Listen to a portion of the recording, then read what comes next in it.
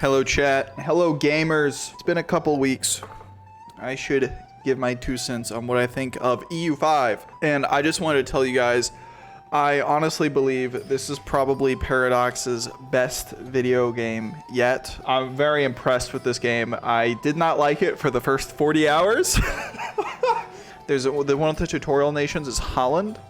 I did not know what I was doing, so it's not terribly interesting, but what I wanted to say is that this game is an amazing kind of simulator. There's a lot of emergent, so this game has a lot of different systems that are all interacting with each other, and that creates a lot of emergent situations. And so I think that the potential just for this game as even a framework for like mods is incredible. This game is functionally like a combination of every Paradox game you've ever played. It takes the best parts of the Crusader Kings games and stitches them together with the best parts of the Victoria games and stitches them with the best parts of the Europa Universalis 4, right? It takes all of these things and it makes a chorus, a symphony that is really amazing to see. I gotta say though, Holland is the worst country to start out as in this game. Holland has like a unique disaster that they get where you get stuck between picking like which, or I got a unique disaster where I was stuck picking between which there's a succession dispute and one of the monarchs died, the one that I was supporting died, and then the other one took over anyway. But while that was happening, the crisis was still in place. So I was just stuck here, sitting on my feet, and then I got owned. I got conquered by the English. Evidently, the whole G-dang Holy Roman Empire is tissue paper at this stage of the game, but what are you gonna do? So then I did a bunch of games as different Native American tribes. I played as Cahokia like 3 different times. Do not play as Cahokia. Cahokia is very bad, okay? Why? Because Cahokia, they have some event that just like screws them if you're not doing like what you absolutely need to do. But then I played a game as the Iroquois. It feels like a complete product on release, which is not what I was expecting to say about this game. I can see the areas, I can see the places that they're going to add DLCs. They're going to add an Inca DLC, right? Because the Incan tribes are a little lackluster on the menu. They're going to add a Native American DLC because there aren't a lot of Native Americans to actually play as. They're going to do an Australia DLC because there are no Australian tribes. By the end of EU4, there were Australian tribes. This is my Iroquois. I united the Iroquois Confederacy. It was a lot of fun, and then I had the Great Pestilence, and as you can see by my population graph, it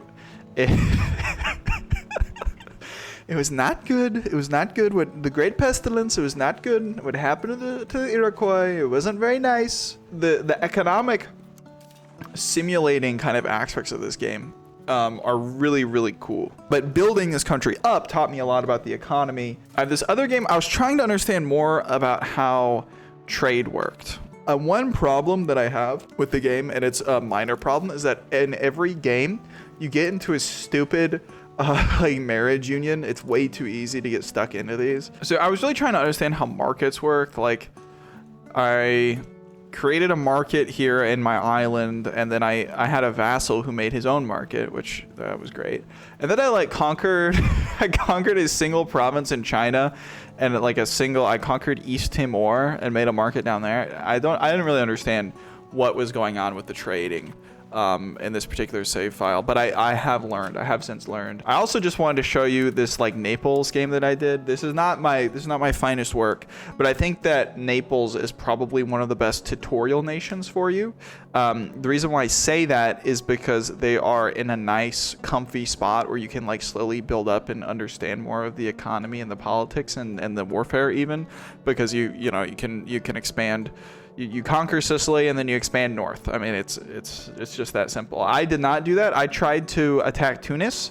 I got involved in a couple of Vietnam War style economic engagements where I bankrupted my country twice. So Two Sicilies is not doing so hot right now, but I got involved in a couple of horrific wars here in North Africa that ended up being not very prosperous whatsoever.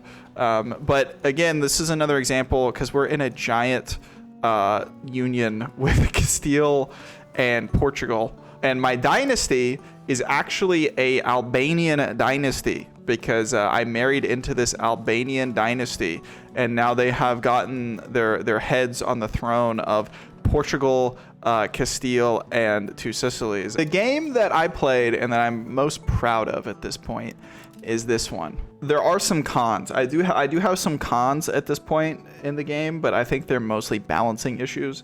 Like, one of them is it's very, very difficult for small nations to really take off at this stage.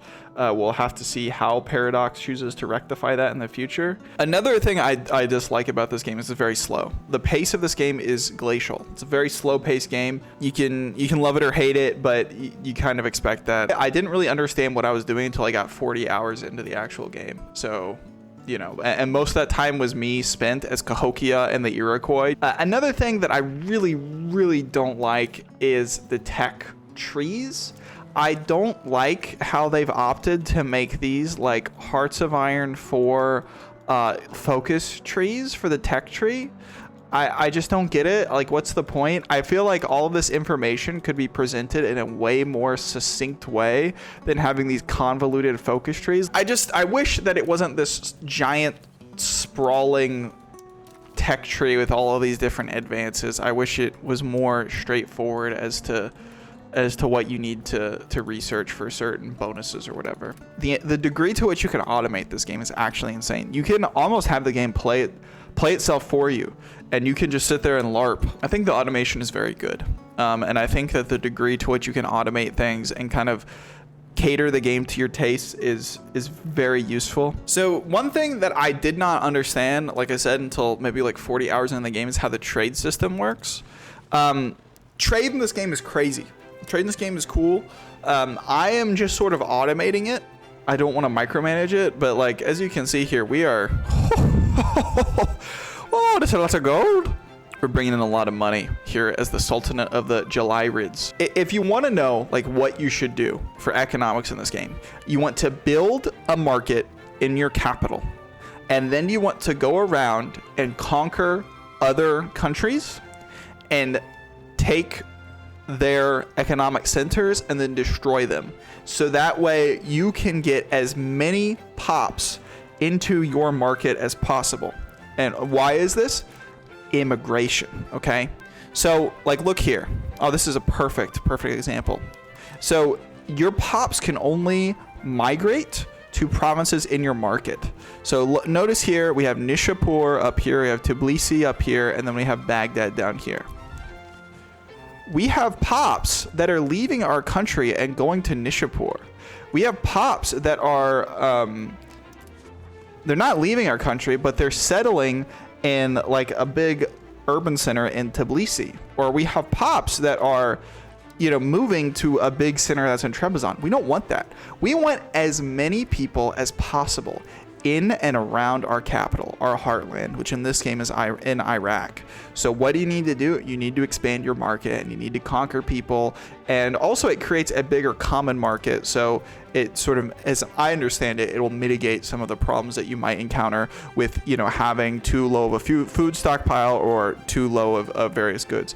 Unfortunately, things like lacquerware and tea will always be in high demand because those come from China. I think that there might be cases if you're doing like the colonial kind of thing where you might want to go out and conquer somebody and then, you know, do shenanigans, make markets in other places. I'm not really sure when you want to create markets, but this seems like the best strategy to me. I love the start date. I think the decision to push the start date a little bit earlier to the 1300s is amazing. So early on, I declared war on Georgia and I destroyed them. And I converted them to Sunni. I converted Georgia to Sunni Islam. And also, if you're a Muslim guy and you're at war with Christians, you take slaves. And that makes for something kind of interesting, because now our capital, Baghdad, has 16% Georgian. We have had to... There was a time period where I accepted Georgian in my country because there were so many, before I conquered all of this Eastern stuff, there were like, it was like my biggest cultures were Iraqi and then Georgian, because I enslaved so many Georgian people. but this game has a lot of emergent kind of cool stuff. If you want quick strategy tips here, control is everything. So this is your control map mode. Basically, I'm not getting anything. Owning this is literal dead weight. Owning this is where all my money is coming from. This and trade. So you want to build up like big urban centers around your capital and expand those and increase your control, and then, you know, move from in to out. So you have increased control over the hinterlands by expanding your cities and growing them. And also you want to get your people migrating into your, you know, down here. You want your people to come from all these hinterlands, from all these rural areas to your big cities. You build up your RGOs and your buildings in your big cities, and, you know, boom, Bob's your uncle. It's pretty addicting. It's pretty addicting. This game has already ruined my sleep schedule, and I'm sure it'll continue to do so in the future. We got Chrysantheos Yamin Bey, the Orthodox Greek ruler of the Ottoman Empire, the Yaman dynasty. Yaman. Paradox games sometimes have a real message. Like, they have something they're trying to say about the world or about history. So I'll take Victoria 2 as an example. Victoria 2 is a game made by a bunch of like social democrat, centrist Swedish people, and the game is about like turning your country into an ultimate like. And in most cases, like vanilla Victoria 2, you're just granting your people reforms and giving them health care and giving them medical care and, you know, expanding their rights and everything like that. There's like something there. There's something interesting going on there.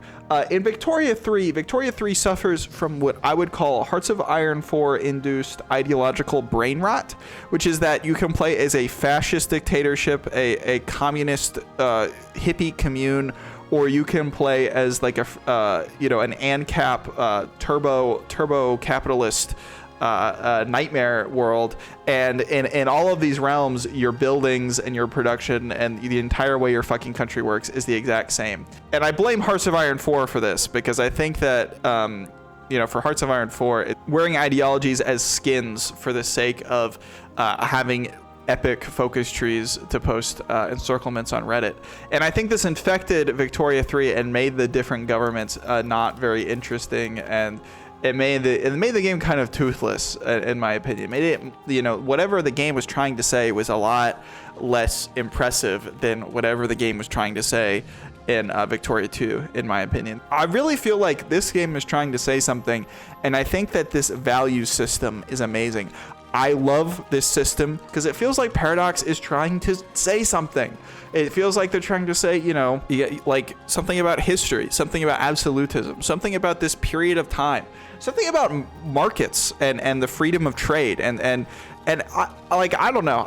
Maybe I'm reading into this a little bit more. But as a result of all of these complicated systems interacting and simulating history, things emerge that are interesting to me personally, and I love that. I did not expect to like this game as much as I did, and now that I've had the time in it, I'm really impressed. This is probably the best Paradox game ever made. I mean, I know I haven't, like, I only have 40 hours in it, which sounds insane. My hats go off to everyone over at the Paradox HQ. Maybe I'll play it on the channel, but like this has proven to be a game where I can zone out and listen to like hours and hours of like random podcasts and stuff, and then it's like, you know, 9 hours have passed. It's a wonderful time to be a fan of Grand Strategy. I'll tell you that much. This game is like everything Victoria 3 was trying to be, except 1,000 times better. I would recommend you go play it, and I'd recommend your first nation be Naples to try and get a hang of things. I'm used to it at this point. The UI is not amazing. I think the UI could be a little bit better. If you guys like this video, be sure to leave a like, comment down below what games you want me to play next. If you want to see EU5 content on the channel, and subscribe to see more videos like this in the future. I will see you guys in the next one. Take care, everybody.